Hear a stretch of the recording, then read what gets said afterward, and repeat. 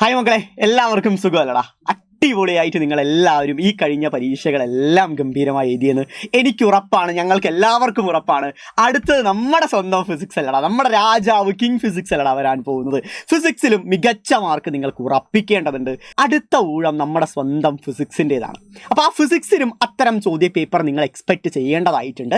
അതായത് ഇന്ന ചോദ്യം പഠിപ്പിച്ചു, അത് തന്നെ ചോദ്യ പേപ്പറിൽ ആവർത്തിക്കാനുള്ള പോസിബിലിറ്റിയുടെ കുറവുണ്ട്. പക്ഷേ ആ ചോദ്യത്തിൻ്റെ കണ്ടന്റിലൂന്നി, ആ ചോദ്യം നമുക്ക് മുന്നിൽ വെക്കുന്ന ആശയത്തിലൂന്നി അതിന് സമാനമായ ചോദ്യങ്ങൾ, അതിന് സിമിലർ ആയ ക്വസ്റ്റ്യൻസ് ആയിരിക്കും നിങ്ങളുടെ ചോദ്യ പേപ്പറിൽ കാണാൻ പോകുന്നത്. അതിനാൽ തന്നെ ഓരോ ചോദ്യങ്ങൾ പഠിക്കുമ്പോഴും കണ്ടന്റുകൾ ആഴത്തിൽ മനസ്സിലാക്കി തന്നെ പഠിക്കുക.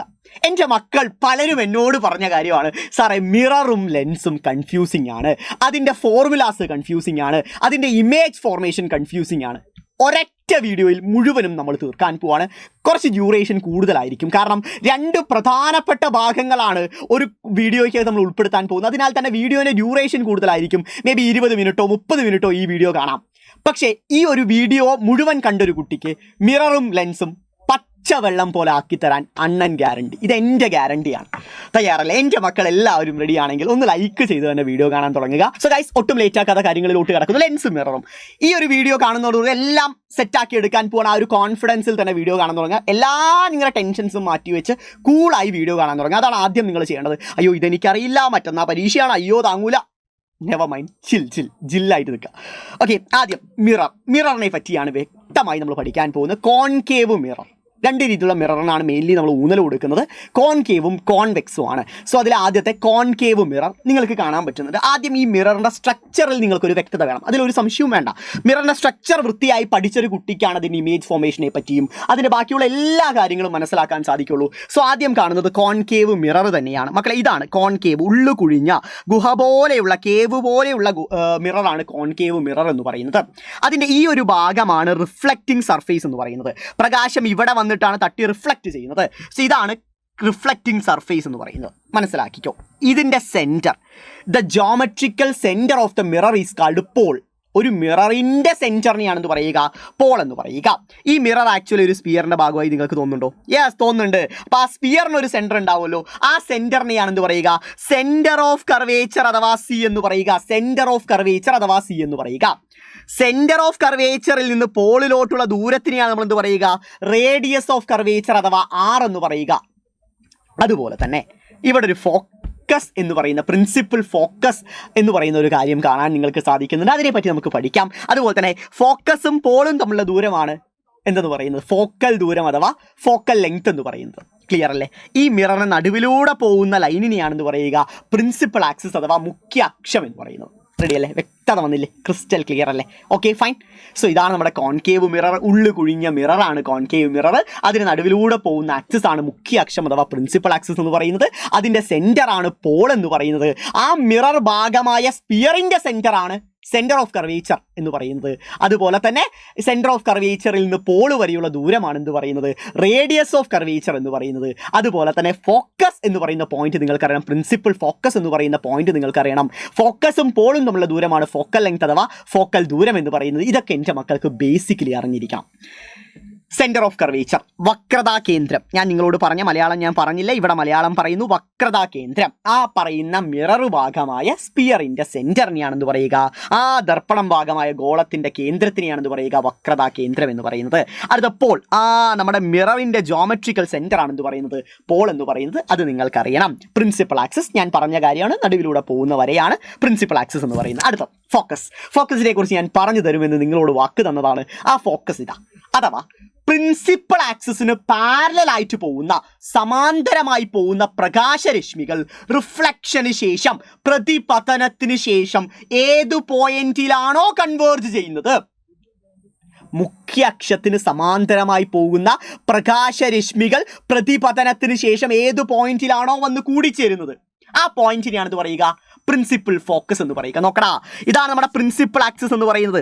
ഈ പ്രിൻസിപ്പൽ ആക്സിസിന് പാരലലി വരുന്ന ലൈറ്റ് റേസ് ആഫ്റ്റർ റിഫ്ലക്ഷൻ എവിടെയാണോ മീറ്റ് ചെയ്യുന്നത്, ആ പോയിന്റിനെയാണെന്ന് പറയുക പ്രിൻസിപ്പൽ ഫോക്കസ് എന്ന് പറയുക. ആ ഫോക്കസും പോളും തമ്മിലുള്ള ദൂരം എന്താണ്? അത് ഫോക്കൽ ലെങ്ത് അഥവാ സ്മോൾ എഫ് ആണ്. കാര്യം മനസ്സിലാക്കിക്കോ, വൃത്തിയായി അന്തസ്സായി കാര്യം മനസ്സിലാക്കിക്കോ, ഒരു മടിയും വേണ്ട. കാരണം പിന്നീട് പഠിക്കാം എന്ന് പറയുന്ന പരിപാടിയൊന്നും ഇല്ല, നിങ്ങൾക്ക് അറിയുന്ന കാര്യമാണ്. സോ ഫോക്കസിനെ ക്യാപിറ്റൽ എഫും ഫോക്കൽ ലെങ്തിനെ സ്മോൾ എഫും വെച്ചിട്ടാണ് നമ്മൾ ഡിനോട്ട് ചെയ്യുക. അത് മനസ്സിൽ ഉറപ്പിക്കുക. അടുത്തത് ന്യൂ കാർട്ടീഷ്യൻ സൈൻ കൺവെൻഷൻ. ഇതിന് മലയാളം ഇംഗ്ലീഷൊക്കെ ഉണ്ട്. കാരണം ഇതറിയാതെ നമുക്ക് ഒരിക്കലും ന്യൂമറിക്കൽ ക്വസ്റ്റ്യൻസ് ഒന്നും ചെയ്യാൻ പറ്റില്ല. ജസ്റ്റ് അണ്ണൻ സിമ്പിളായി പറഞ്ഞുതരാം. മാത്സിൽ നമ്മൾ ആക്സിസ് ഒക്കെ വരയ്ക്കുമല്ലോ, നിങ്ങൾക്ക് എല്ലാവർക്കും അറിയാം, റൈറ്റ്? സോ അതിൽ നമ്മുടെ ഒരു മിറർ വെച്ചു എന്ന് വിചാരിക്കുക. ഇത് നമ്മുടെ മിറർ, ആ ഒരു ആക്സിസിൽ തന്നെ ഒരു മിറർ വെച്ചു എന്ന് അറിയാം. നിങ്ങളൊന്ന് ശ്രദ്ധിക്കണം മക്കളെ. മുകളിലോട്ടുള്ളത് എപ്പോഴും എന്താണ്? Positive Y axis. താഴോട്ടുള്ളത് നെഗറ്റീവ് വൈ ആക്സിസ്. ഇത് പോസിറ്റീവ് എക്സ് ആക്സിസ്, ഇത് നെഗറ്റീവ് എക്സ് ആക്സിസ്. നമ്മൾ ഇങ്ങനെ തന്നെയല്ല എടുക്കുക, അത്രയേ ഉള്ളടാ, വേറെ ഒന്നുമില്ലടാ മക്കളെ. നോക്കടാ, ഇത് നമ്മുടെ മിറർ ആയിട്ട് നിങ്ങൾ കൺസിഡർ ചെയ്താൽ മതി. അതായത് ശ്രദ്ധിക്കടാ മക്കളെ, വലത്തോട്ടുള്ളതെല്ലാം പോസിറ്റീവാണ്, ഇടത്തോട്ടുള്ളതെല്ലാം നെഗറ്റീവാണ്, മുകളിലോട്ടുള്ള മെഷർമെന്റ് എല്ലാം പോസിറ്റീവാണ്, താഴോട്ടുള്ള മെഷർമെന്റ് എല്ലാം നെഗറ്റീവാണ്. അങ്ങനെയാണെങ്കിൽ ഒരു മിററിൽ ഒബ്ജക്റ്റ് എവിടെയാണ്? ഒബ്ജക്റ്റ് എപ്പോഴും ഇടതുഭാഗത്തല്ലേ? സോ ഒബ്ജക്റ്റ് ഡിസ്റ്റൻസ് അഥവാ വസ്തുവിന്റെ ദൂരം എപ്പോഴും എന്തായിരിക്കും? നെഗറ്റീവ് ആയിരിക്കും. ഇമേജ് ഇടതുഭാഗത്ത് ഫോം ചെയ്ത ഇമേജ് ആണെങ്കിൽ അതിന്റെ ദൂരം, ഇമേജ് ഡിസ്റ്റൻസും പ്രതിബിംബത്തിന്റെ ദൂരവും എന്തായിരിക്കും? നെഗറ്റീവ് ആയിരിക്കും. വലതുഭാഗത്താണെങ്കിൽ അത് പോസിറ്റീവ് ആയിരിക്കും, മനസ്സിലാക്കാലോ. അതുപോലെ തന്നെ വസ്തുവിന്റെ ഉയരം മുകളിലോട്ടാണെങ്കിൽ ഒരു നിവർന്നു നിൽക്കുന്ന വസ്തു ആയിരിക്കും എപ്പോഴും വെക്കുക, സോ അത് പോസിറ്റീവ് ആയിരിക്കും. ഇമേജ് പ്രതിബിംബം തലകീഴായിട്ടുള്ളതാണെങ്കിലോ അതിന്റെ ഉയരം എന്തായിരിക്കും? നെഗറ്റീവ് ആയിട്ടായിരിക്കും. ആൻസർ, ഫൈനൽ ആൻസർ ഒക്കെ നിങ്ങൾക്ക് കിട്ടുക. റെഡിയല്ലേ? കാര്യം വൃത്തിയായി മനസ്സിലായി. ഇത് മനസ്സിൽ ഉറപ്പിക്കുക. വലത്തോട്ട് പോസിറ്റീവ്, ഇടത്തോട്ട് നെഗറ്റീവ്, മുകളിലോട്ട് പോസിറ്റീവ്, താഴോട്ട് നെഗറ്റീവ്. ക്രിസ്റ്റൽ ക്ലിയർ ആയി, ക്ലിഞ്ചറായി. കാര്യം മനസ്സിലായില്ലേ? ഒരു തരി സംശയമില്ലാലോടാ, ഒരു തരി സംശയമില്ലാലോടാ. അതിൻ്റെ ഇംഗ്ലീഷ് വശവും ഇവിടെ തന്നിട്ടുണ്ട്, വിട്ടേക്ക്. അടുത്ത ഇനി കുറച്ച് കാര്യങ്ങൾ എൻ്റെ മക്കൾ മനസ്സിലാക്കണം. എപ്പോഴും വസ്തുവിലോട്ടുള്ള ദൂരം ഒബ്ജക്റ്റ് ഡിസ്റ്റൻസ് യു ആയിരിക്കും, ഇമേജ് ഡിസ്റ്റൻസ് വി ആയിരിക്കും. ഇത് നിങ്ങൾക്കറിയണം. ഒബ്ജക്റ്റ് ഡിസ്റ്റൻസ് എപ്പോഴും യു ആയിരിക്കും, ഇമേജ് ഡിസ്റ്റൻസ് എപ്പോഴും വി ആയിരിക്കും. വസ്തുവിലോട്ടുള്ള ദൂരം എപ്പോഴും യു ആയിരിക്കും, പ്രതിബിംബത്തിലോട്ടുള്ള ദൂരം എപ്പോഴും എന്തായിരിക്കും? വി ആയിരിക്കും. മനസ്സിൽ ഉറപ്പിക്കുക, കോൺഫിഡൻ്റ് ആയിരിക്കുക. ഒരു തരി സംശയം അതിനകത്ത് നിങ്ങൾ കാണിക്കേണ്ടതില്ല, നിങ്ങൾ കാണിക്കുകയില്ല എന്ന് എനിക്ക് ഉറപ്പാണ്. ക്ലിഞ്ചൻ. അടുത്ത ശ്രദ്ധിക്കണം. Image formation of concave mirror എപ്പോഴും എല്ലാവരും തെറ്റിപ്പോകുന്ന കാര്യമാണ്. സാർ ചിത്രമൊന്നും ഞങ്ങൾക്ക് പഠിക്കാൻ പറ്റുന്നില്ല, ഇതിൻ്റെ ടേബിളൊക്കെ പലരും പറഞ്ഞു തരുന്നുണ്ട്, ആ ടേബിൾ പഠിച്ചിട്ടൊന്നും തലയിൽ ഏറുന്നില്ല. ഒന്നും പഠിക്കണ്ട, ഞാൻ പറയുന്നത് പഠിച്ചാൽ മതി. ഇമേജ് ഫോർമേഷൻ മനപ്പാടം പഠിക്കണ്ട, വരയ്ക്കാൻ അറിയാലോ, അന്തസ്സായി തന്നെ വരച്ചു പഠിക്കുക. വാടാ ഇമേജ് ഫോർമേഷൻ. അതിനു മുമ്പ് നിങ്ങൾക്ക് രണ്ട് തരം ഇമേജിനെ പറ്റി അറിയണം. നിവർന്ന് നിൽക്കുന്ന ഇമേജിനെയാണ് ഇറക്റ്റ് ഇമേജ് എന്ന് പറയുക, തലകീഴായി നിൽക്കുന്ന ഇമേജിനെയാണ് ഇൻവേർട്ടഡ് ഇമേജ് എന്ന് പറയുക. നിവർന്ന് നിൽക്കുന്ന ഇമേജാണ് ഇറക്റ്റ് ഇമേജ്, തലകീഴായി നിൽക്കുന്ന ഇമേജ് ആണെന്ന് പറയുക. എന്തു പറയുക? Yes, inverted image. അടുത്തൊരു കാര്യം പറയട്ടെ. ഈ ഇറക്റ്റ് ഇമേജ് എന്ന് പറഞ്ഞു വെച്ചാൽ ഇറക്റ്റ് ഇമേജ് എപ്പോഴും എന്തായിരിക്കും? വെർച്വൽ ആയിരിക്കും, മിഥ്യാപ്രതിബിംബമായിരിക്കും. മിഥ്യ എന്നിങ്ങനെയാണ് മലയാളത്തിൽ എഴുതാമെന്ന് വിചാരിക്കുന്നു. അടുത്ത് ഇൻവേർട്ടഡ് ഇമേജ് എപ്പോഴും എന്തായിരിക്കും? റിയൽ ഇമേജ് ആയിരിക്കും, യഥാർത്ഥ പ്രതിബിംബമായിരിക്കും. കാര്യം മനസ്സിലായോടാ? ഇറക്റ്റ് എന്ന് പറഞ്ഞാൽ നിവർന്നു നിൽക്കുന്നതെല്ലാം വെർച്വൽ ഇമേജ് ആയിരിക്കും, മിഥ്യാപ്രതിബിംബമായിരിക്കും. തലകീഴായിട്ട് നിൽക്കുന്നതെല്ലാം റിയൽ ഇമേജ് ആയിരിക്കും, യഥാർത്ഥ പ്രതിബിംബമായിരിക്കും. അത് മനസ്സിൽ ഉറപ്പിക്കുക കേട്ടോ. അടുത്തത് റിയൽ ഇമേജ് എന്ന് പറഞ്ഞാൽ നമുക്ക് സ്ക്രീനിൽ പതിപ്പിക്കാൻ സാധിക്കുന്ന ഇമേജിനെയാണെന്ന് പറയുക റിയൽ ഇമേജ് എന്ന് പറയുക. സ്ക്രീനിൽ പതിപ്പിക്കാൻ സാധിക്കാത്ത ഇമേജിനെയാണെന്ന് പറയുക വെർച്വൽ ഇമേജ് എന്ന് പറയുക. സ്ക്രീനിൽ പതിപ്പിക്കാൻ സാധിക്കുന്ന ഇമേജ് റിയലും, സ്ക്രീനിൽ പതിപ്പിക്കാൻ സാധിക്കാത്ത ഇമേജ് എന്താണ്? വെർച്വൽ ഇമേജുമാണ്. മനസ്സിൽ ഉറപ്പിക്കുക. ഇനി ഓരോരോ കാര്യങ്ങളിലോട്ട് കിടക്കാം. നമുക്കറിയാം, നമ്മുടെ വസ്തു അങ്ങ് ഇൻഫിനിറ്റിയിലാണ്, അങ്ങ് അനന്തതയിലാണ് വസ്തു എങ്കിൽ എവിടെയാണ് ഇമേജ് ഫോം ചെയ്യുക? നിങ്ങൾക്ക് അറിയേണ്ടതാണ്, നമ്മൾ പഠിച്ച കാര്യമാണ്. പ്രിൻസിപ്പൽ ആക്സിസിന് പാരലായിട്ട് വരും. കൂട്ടിമുട്ടുന്ന പോയിന്റ് എവിടെയായിരിക്കും? ഫോക്കസിലായിരിക്കും. എൻ്റെ മക്കൾ പറയേണ്ട കാര്യം എന്ന് പറഞ്ഞാൽ ഇവിടെ ഇമേജ് ഉണ്ടായിരിക്കുന്നത് ഇടതുഭാഗത്താണ്. ഇടതുഭാഗത്തുണ്ടായ ഇമേജ് എന്ന് പറഞ്ഞാൽ എന്ത് ഇമേജാണ്? പറഞ്ഞതാണ് റിയൽ ഇമേജ് ആണെന്ന്. അതുപോലെ തന്നെ ഇവിടെ കാണുമ്പോൾ തന്നെ നിങ്ങൾക്ക് മനസ്സിലാവുന്നുണ്ട്, റിയൽ ഇമേജുകളെല്ലാം എന്തായിരിക്കും? ഇൻവേർട്ടഡ് ആയിരിക്കും. ഇവിടെ വളരെ സ്മോളുമായിരിക്കും. ഇത്രയേ ഉള്ളൂ ഫീച്ചേഴ്സ്. ഇടതുഭാഗത്താണ് മിററിൽ ഉണ്ടായതെങ്കിൽ അത് റിയൽ ഇമേജ് ആണ്. റിയൽ ഇമേജുകളൊക്കെ തലകീഴായിട്ടുള്ളവയാണ്. അതുപോലെ തന്നെ ഇവിടെ കാണുമ്പോൾ നിങ്ങൾക്ക് മനസ്സിലാവും കുഞ്ഞു കുഞ്ഞാപ്പി ഇമേജ് ആണ്. That's it. Very small, real, inverted. ക്ലിഞ്ചറായി മനസ്സിലായില്ലേ? ഇനി അങ്ങോട്ടുള്ള ഇമേജ് ഫോർമേഷൻ എല്ലാം നിങ്ങൾ പാലിക്കേണ്ട ഒരു കുഞ്ഞു നിയമം ഞാൻ പറഞ്ഞുതരാം. ഒന്ന് മനസ്സിലാക്കേണ്ട നിയമമാണ്, വളരെ വളരെ ബേസിക്കായ നിയമമാണ്. എൻ്റെ മക്കളൊന്ന് മനസ്സിലാക്കുന്നു ഞാൻ വിചാരിക്കുന്നു. സിംപ്ലി സാറേ എനിക്ക് ഒരു ഇമേജ് ഫോർമേഷനും അറിയില്ലെങ്കിൽ പോലും ഈ ഒരു റൂൾ എൻ്റെ മക്കൾ പഠിച്ചു കഴിഞ്ഞാൽ പിന്നെ നിങ്ങൾക്കൊന്നും അറിയണ്ട. ഇത് മതി അളിയാന്നൊക്കെ പറയില്ല, അതേ പരിപാടിയാണ്. റൈറ്റ്, വാ നമുക്ക് നമ്മുടെ മിറർ വരയ്ക്കാം. കോൺകേവ് മിററാണ് മക്കളെ. കാണുമ്പോൾ വലിയ മെനയൊന്നും ഉണ്ടാവില്ല, എന്നാലും ഇത് മിററാണ്, അത്രേ ഉള്ളൂ. ഇമേജ് ഫോർമേഷൻ സാറേ എത്ര വരച്ചാലും ഞങ്ങൾക്ക് തെറ്റിപ്പോകുന്നു എന്നൊക്കെയാണെങ്കിൽ നിങ്ങൾ ആദ്യം ഈ ഒരു ഫോമാറ്റ് ഫോളോ ചെയ്യുക. ഇത് പോളാണ്, ഞാൻ ഓൾറെഡി പറഞ്ഞിട്ടുണ്ട്. പോളാണ് സെൻറ്റർ ഭാഗം, ഈ geometrical centre of the mirror is Paul.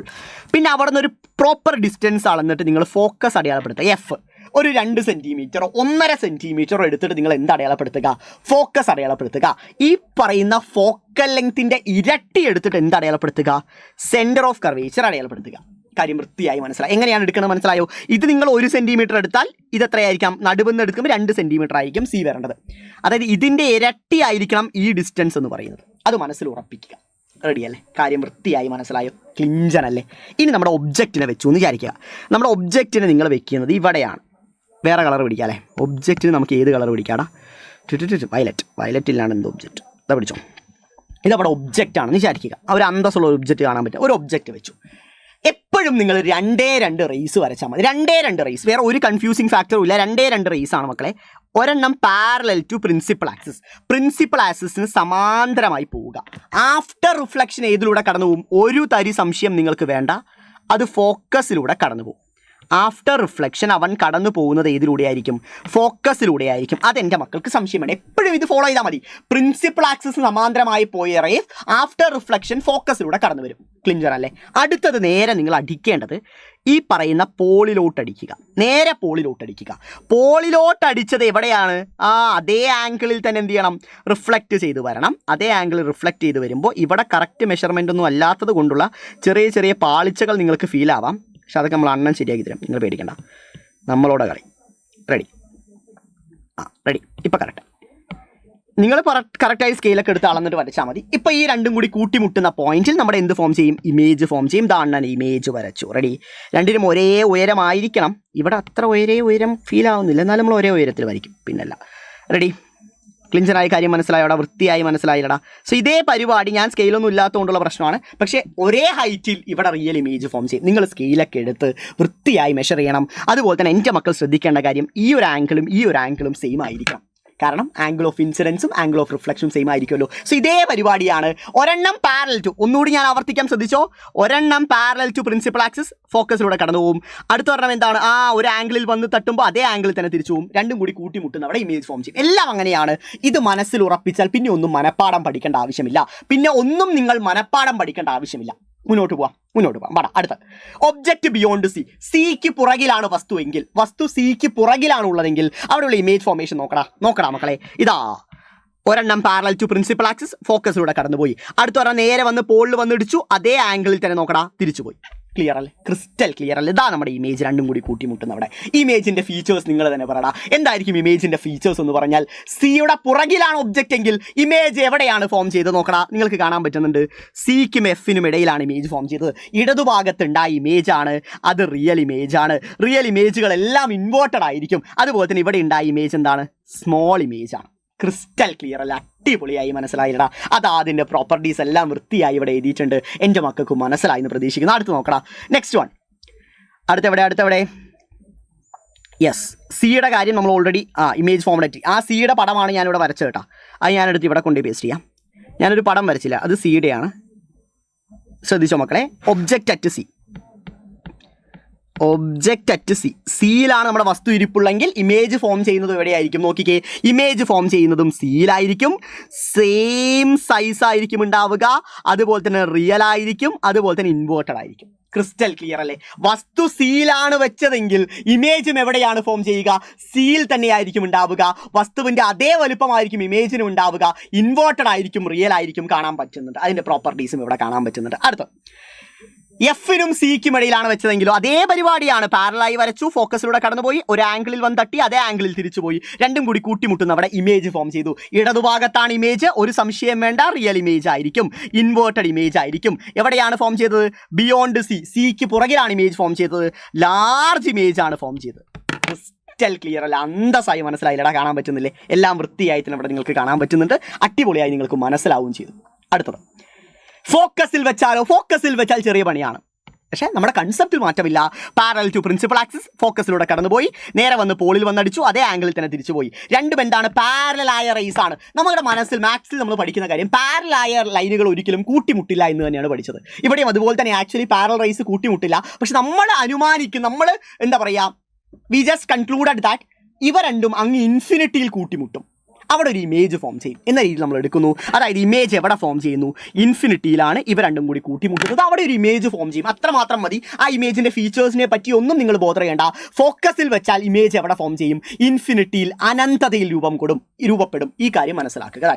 അടുത്തത്, ഇത് ഏറ്റവും പ്രധാനപ്പെട്ടതാണ്, ഉള്ളതിൽ ഏറ്റവും ഇമ്പോർട്ടൻ്റ് ആണ്.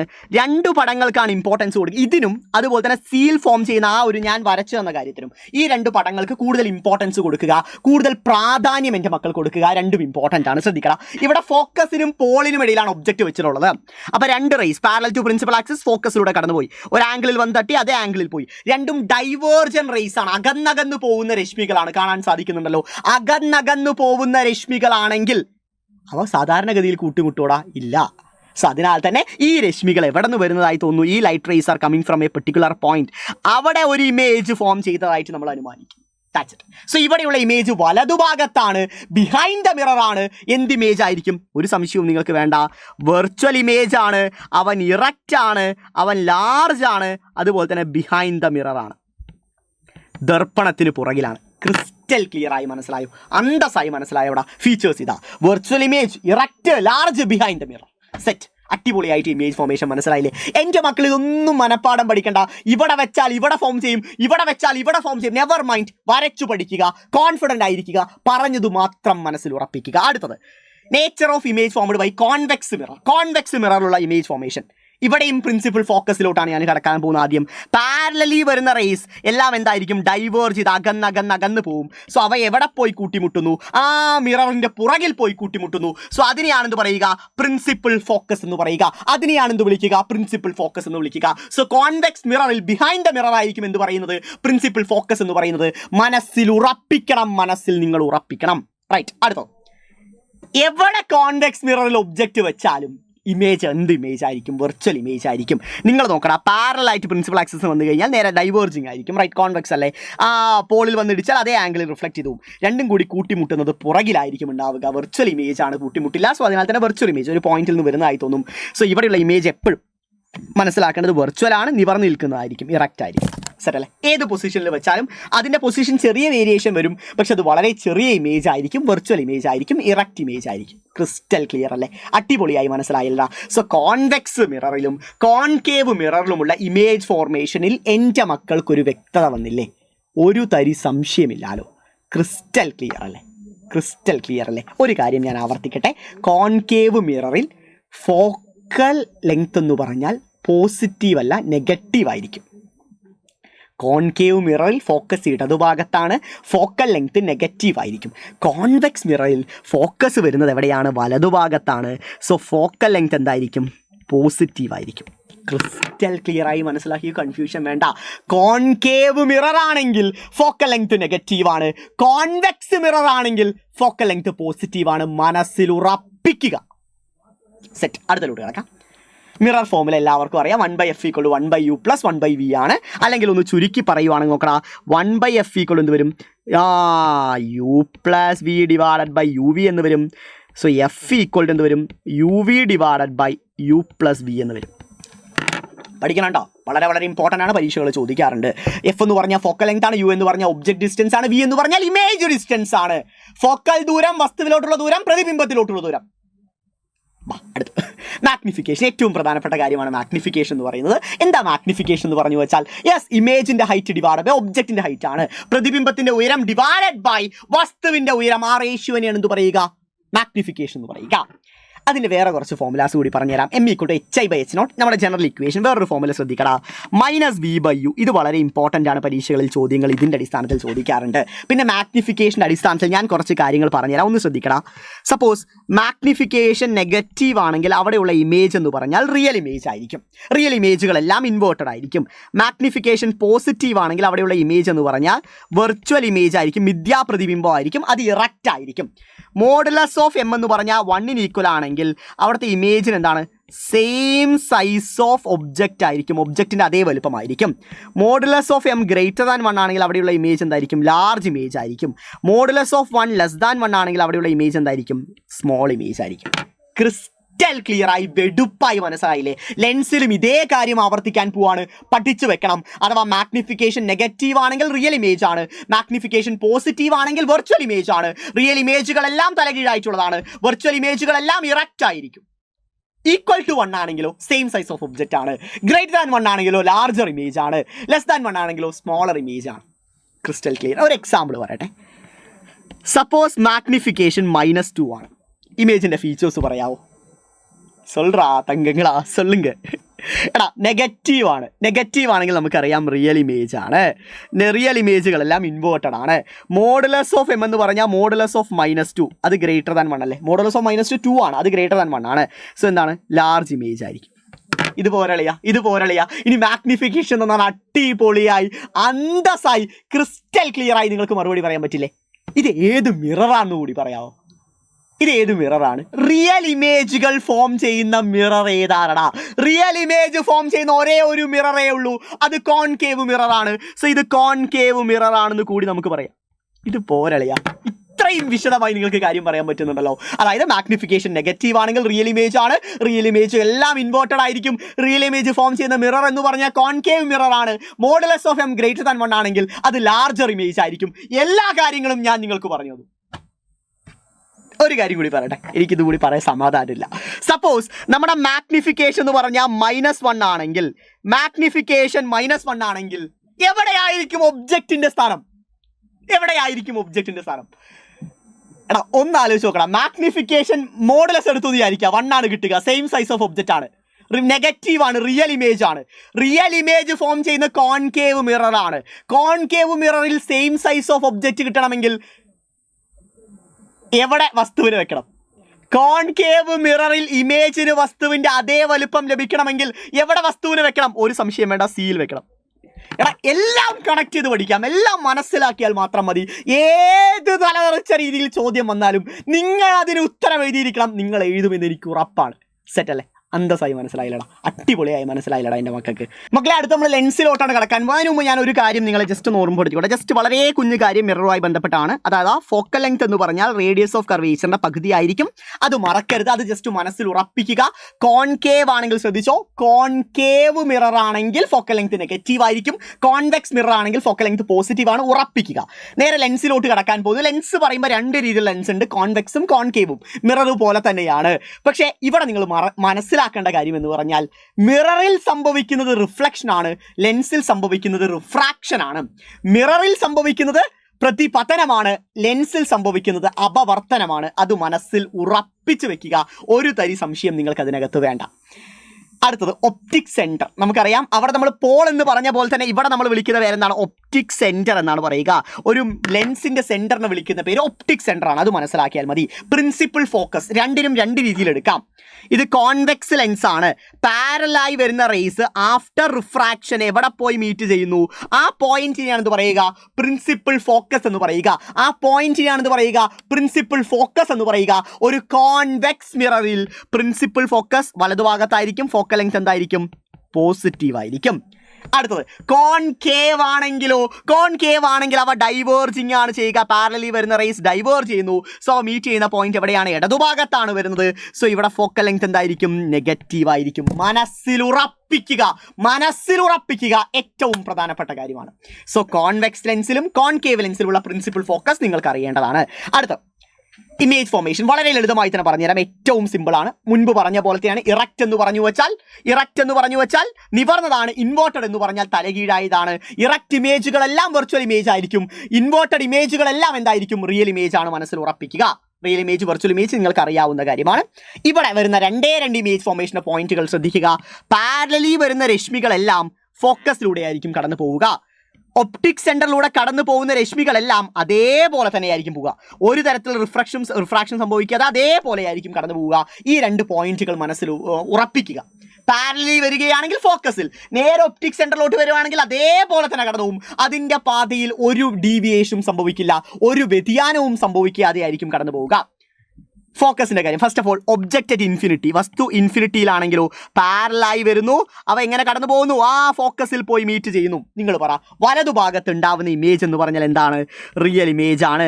ഇൻവേർട്ടഡ് ആയിരിക്കും, സ്മോളർ ഇൻ സൈസ് ആണ്. ഫോക്കസിലാണ് ഇമേജ് ഫോം ചെയ്യുക. സെറ്റല്ലേ? വൃത്തിയായി മനസ്സിലായോ? അടുത്ത നോക്കടാ, ശ്രദ്ധിക്കടാ. 2F പുറകിൽ ഇവിടെ സിക്ക് പകരം അവർ പറയുന്നത് 2F എന്നായിരിക്കും. സോ 2F രണ്ട് സൈഡും ഉണ്ട്, രണ്ട് സൈഡും ഫോക്കസും സെൻറ്റർ ഓഫ് കർവേച്ചറും വരച്ചോ നല്ലത് തന്നെയാണ്. 2F പുറകിൽ അല്ലെങ്കിൽ സിക്ക് പുറകിലാണ് ഒബ്ജക്റ്റ് എങ്കിൽ രണ്ട് rays parallel to principal axis ഫോക്കസിലൂടെ കടന്നുപോയി, ഒപ്റ്റിക് സെൻറ്ററിലൂടെ കടന്നുപോയി, രണ്ടും കൂടി കൂട്ടിമുട്ടുന്ന സ്ഥലം എവിടെയാണ്?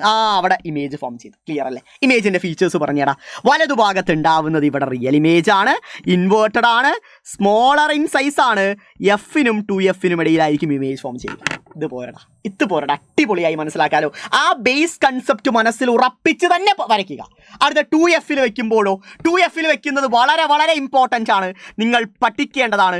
2F വെച്ച് കഴിഞ്ഞു വെച്ചാൽ അതേ രണ്ട് rays parallel to principal axis ഫോക്കസിലൂടെ കടന്നു പോവും, ഒപ്റ്റിക് സെൻറ്ററിലൂടെ കടന്നു പോവും. ഇമേജ് ഫോം ചെയ്യുന്നത് 2F തന്നെയാണ്. സെൻറ്റർ ഓഫ് കർവേച്ചറിൽ വെച്ചപ്പോൾ മിററിൽ സെൻറ്റർ ഓഫ് കർവേച്ചറിൽ ഉണ്ടായ പോലെ തന്നെ 2F വെച്ചപ്പോൾ ഇമേജ് ഫോം ചെയ്തതും 2F തന്നെയാണ്. കാണാൻ സാധിക്കുന്നുണ്ട്, എൻ്റെ മക്കൾക്ക് കാണാൻ സാധിക്കുന്നുണ്ട്. Image is formed at 2F. Set, clincher അല്ലേ? റിയൽ ഇമേജ് ആണ്, റിയൽ ഇമേജ് ആണ്, ഇൻവേർട്ടഡ് ആണ്, സെയിം സൈസ് ആണ്, അതുപോലെ തന്നെ എന്താണ് 2F ഇമേജ് ഫോം ചെയ്തത്. Crystal clear. അടുത്ത നെക്സ്റ്റ് വൺ, 2F ഇടയിൽ വയ്ക്കുമ്പോഴും അതേ പരിപാടി, ഒരു മാറ്റവുമില്ല. പാരലലി ഫോക്കസ്, ഒപ്റ്റിക് സെൻറ്റർ രണ്ടും കൂടി കൂട്ടിമുട്ടുന്നത് എവിടെയാണ്? സിക്ക് പുറകിലാണ് അല്ലെങ്കിൽ 2F പുറകിലാണ്. അവിടെ ഉണ്ടാവുന്ന ഇമേജ് എന്ന് പറഞ്ഞാൽ റിയൽ ആണ്, ഇൻവേർട്ടഡ് ആണ്, ലാർജ് സൈസിലാണ്, ബിയോണ്ട് സി ആണ്, സിക്ക് പുറകിലാണ്, ഫീച്ചേഴ്സ് എല്ലാം ഉണ്ട്. അടുത്തത് F വെച്ചാലോ, F വെച്ചാൽ നമ്മൾ അവിടെ ഫോം ചെയ്തതുപോലെ തന്നെയാണ്. എവിടെയാണ് ഇമേജ് ഫോം ചെയ്യുക? At infinity. ഇൻഫിനിറ്റിയിൽ അനന്തതയിൽ ഇമേജ് ഫോം ചെയ്യും. നോക്കടാ, പാരലലി വരുന്നു, ഫോക്കസിലൂടെ കടന്നു പോകുന്നു, ഒപ്റ്റിക് സെൻറ്ററിലൂടെ കടന്നു പോകുന്നു, രണ്ടും സമാന്തരമായ രശ്മികളാണ്. പാരലൽ റേസ് എവിടെ കൂട്ടിമുട്ടുമെന്ന് നമുക്ക് അനുമാനിക്കാം. We just consider as it will meet at infinity. അത്രയേ ഉള്ളൂ. ഇൻഫിനിറ്റിയിൽ കൂട്ടിമുട്ടും, ഇമേജ് എവിടെ ഫോം ചെയ്യും? ഇൻഫിനിറ്റിയിൽ ഫോം ചെയ്യും എന്ന് പറയാം.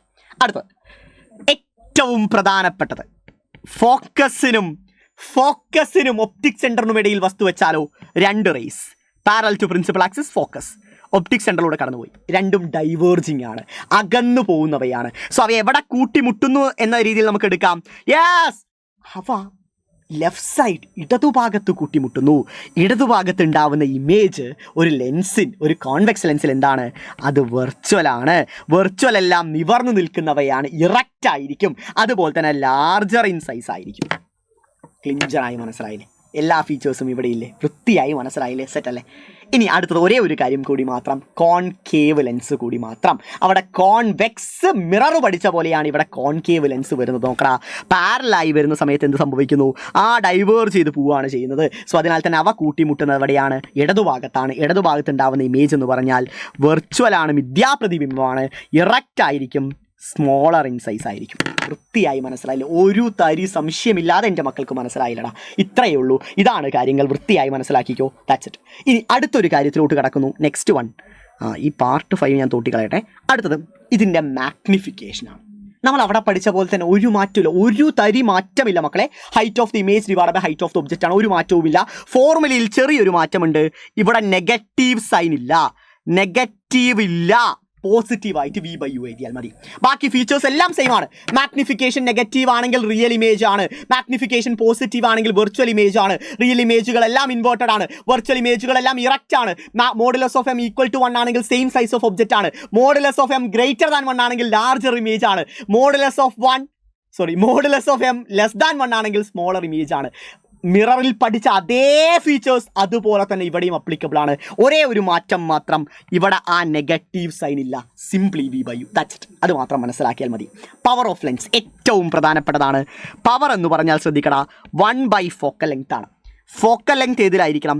മീറ്ററിലായിരിക്കണം. പവറിൻ്റെ യൂണിറ്റ് എന്തായിരിക്കണം? ഡയോപ്റ്റർ ആയിരിക്കണം. ഇത്രയേ ഉള്ളൂ. ഇത് മതി. ഫോക്കൽ ലെങ്ത് മീറ്ററിലായിരിക്കണം, പവറിൻ്റെ യൂണിറ്റ് ഡയോപ്റ്ററിലായിരിക്കണം. മനസ്സിൽ ഉറപ്പിക്കുക, പഠിക്കുക. ക്ലിഞ്ചോസ്കി ആയ കാര്യം മനസ്സിലായില്ല? ഒരു തരി സംശയമില്ലാലോ. അടുത്തത് ലെൻസ് ഫോർമുല. ഒന്നുമില്ലടാ, ഇവിടെ ഇടയിൽ ഒരു മൈനസ് വരുന്നു മാത്രമേ ഉള്ളൂ. ഞാനൊന്ന് സിംപ്ലിഫൈ ചെയ്യുകയാണ്. 1/f ഈക്വൾ എന്ത് വരും? U - V divided by UV എന്ന് വരും. അല്ലെങ്കിൽ F ഈക്വൾ എന്ത് വരും? UV divided by U - V എന്ന് വരും. That's it. ഇതാണ് ലെൻസ് ഫോർമുല. ഇടയിൽ ഒരു മൈനസ്, അവിടെ പ്ലസ് ആയിരുന്നു, ഇവിടെ മൈനസ് വരും. വേറെ ഒരു മാറ്റവും ഇല്ല. ദാറ്റ്സ് ഇറ്റ് മക്കളെ. ഇത്രയേ ഉള്ളൂ ലെൻസും മിററും നമ്മളുടെ വേരിയേഷൻ എന്ന് പറഞ്ഞാൽ. ആ ഡിഫറൻസ് മനസ്സിലായി, അതിൻ്റെ ഫോർമുല മനസ്സിലായി, എല്ലാ കൺസെപ്റ്റുകളും സ്ട്രോങ് ആയി, ഇമേജ് ഫോർമേഷൻ ഉൾപ്പെടെ എങ്കിൽ ചാറ്റ് ബോക്സിൽ എനിക്ക് കമൻറ്റ് വേണം. എല്ലാവരും കമൻറ്റ് ഇടുക, വിലയേറിയ അഭിപ്രായങ്ങൾ ഇടുക. നിങ്ങളുടെ കമൻറ്റുകളാണ് ഞങ്ങൾക്കുള്ള എനർജി എന്ന് പറയുന്നത്. കുറേ കണ്ടന്റ് വീഡിയോസും ഷോർട്സും നിങ്ങൾക്ക് വേണ്ടി കാത്തിരിപ്പുണ്ട്. മുഴുവൻ മാർക്കിൽ കുറഞ്ഞ ലക്ഷ്യമില്ല. A+ ആണ് നിങ്ങൾ കാണുന്നതെങ്കിലും നമ്മുടെ ലക്ഷ്യം മുഴുവൻ മാർക്കായിരിക്കണം. ഫിസിക്സിൽ 10% മാർക്ക്, 100% മാർക്ക് നമ്മൾ ഉറപ്പിച്ചിരിക്കും. അതിന് അണ്ണൻ നിങ്ങളുടെ കൂടെയുണ്ട്. ഏതറ്റം വരെയും നമ്മൾ പോവും. മാക്സിമം ക്വസ്റ്റ്യൻസ് നിങ്ങൾക്ക് വേണ്ടി കാത്തിരിപ്പാണ്. ക്ലിഞ്ചർ ആക്കിയിരിക്കും guys. Love you all. By.